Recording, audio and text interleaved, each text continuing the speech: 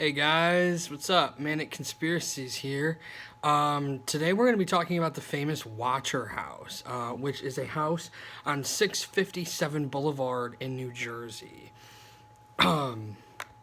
So, in 2014, Derek and Maria Brodus moved all of their belongings into the Westfield, New Jersey home between June and August of 2014, but they never lived there because of the threatening letters. They bought the home for a lot of money. They spent $100,000 on renovations. Um, they even attempted to get permission from the city's planning board to raise the house and divide the property into two lots. However, they were denied that and put the house on the market. So it did sell in July for approximately $959,000. But basically, the Watcher wrote three letters to the Brodus family shortly after they moved in, identifying details such as the family's car, the contractors whom they brought in to renovate, and even the couple's three children. 657 Boulevard is anxious for you to move in. End quote. One of the letters read, according to New York Magazine. It has been years and years since a young blood ruled the hallways of the house. Have you found all of the secrets it holds yet? Will the young blood play in the basement? Or are they too afraid to go down there alone? I would be very afraid if I were them. It is far away from the rest of the house. If you were upstairs, you would never hear them scream.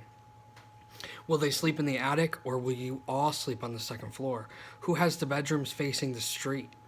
I'll know as soon as you move in. It will help me to know who is in which bedroom, then I can plan better. In 2015, the couple tried to sue the previous tenants, John and Andrea Woods, over claims of fraudulent concealment, intentional and negligent infliction of emotional distress, and several other issues related to the sale of the property. The case was dismissed. The Woods lived in the house for 23 years without incidents, but a few days before they moved out, they did receive a letter from the Watcher. However, the Woods claimed the letter was non-threatening and they discarded it. They would not comment on the case or the home, according to their attorney, Richard Kaplow. A neighbor at 633 Boulevard also reported receiving a letter signed by the Watcher in the same time frame that the Brodus family received their letters. Derek Brodus testified in the trial against the Woods. No other details about that letter was released. A neighbor identified a man living next door to him as a possible suspect. The Brodus family hired a private investigator and an ex-FBI profiler to try and find the identity of the Watcher.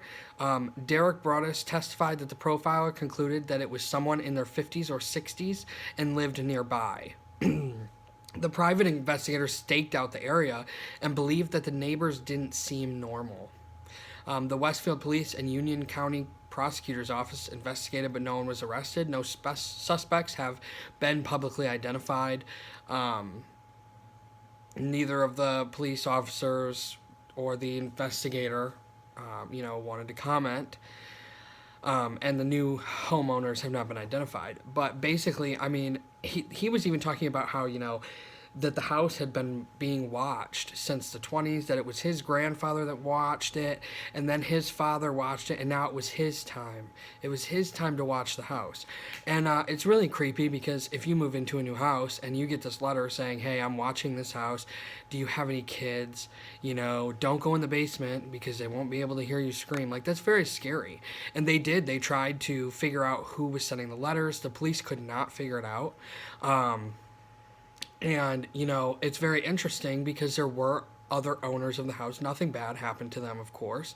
But it is scary because what is the point? Is it someone who's just playing this prank, saying, I'm going to scare these new people, I'm going to scare the people of this house? Or is it something serious? And what did he mean in the letter saying, you don't know what's behind these walls? You don't know the lies of the house. So did he see something happen in that house when he was a kid? Did his father, did his grandfather? We really will never know this whole story until this guy is caught. And it is very scary that you forced a family out of their home who never even moved in because they were so scared of what was going to happen if they moved in that house. So it's very, very interesting to me.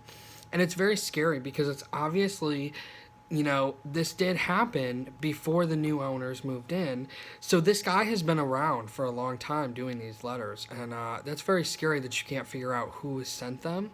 And you can't figure out, and the fact that the investigator thought that the neighbors didn't seem normal, that makes me think that it is one of the neighbors. I definitely feel like it has to be somebody who is close to the house, who can watch the house, see them move in.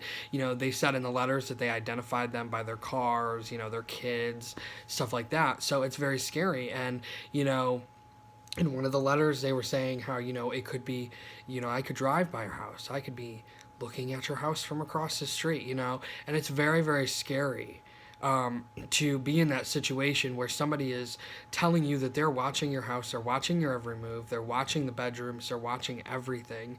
So it's very scary.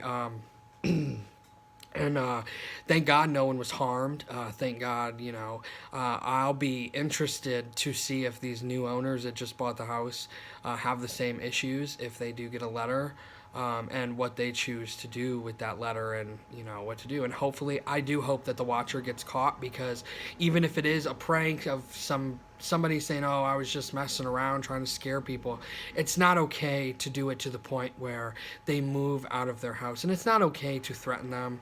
It's not okay to make them scared like that, and to keep it going for so long. So I don't think this is a prank, just based on everything. But I'm very interested to see if this watcher gets caught. So let me know down in the comments what you guys think. Do you guys think it's some prank? Do you think it's a serial killer? Do you think this guy's actually watching the house? What do you guys think? And let me know down in the comments. And as always, please like and subscribe if you like this video, because I make videos all the time. So I hope you guys enjoyed. Peace out.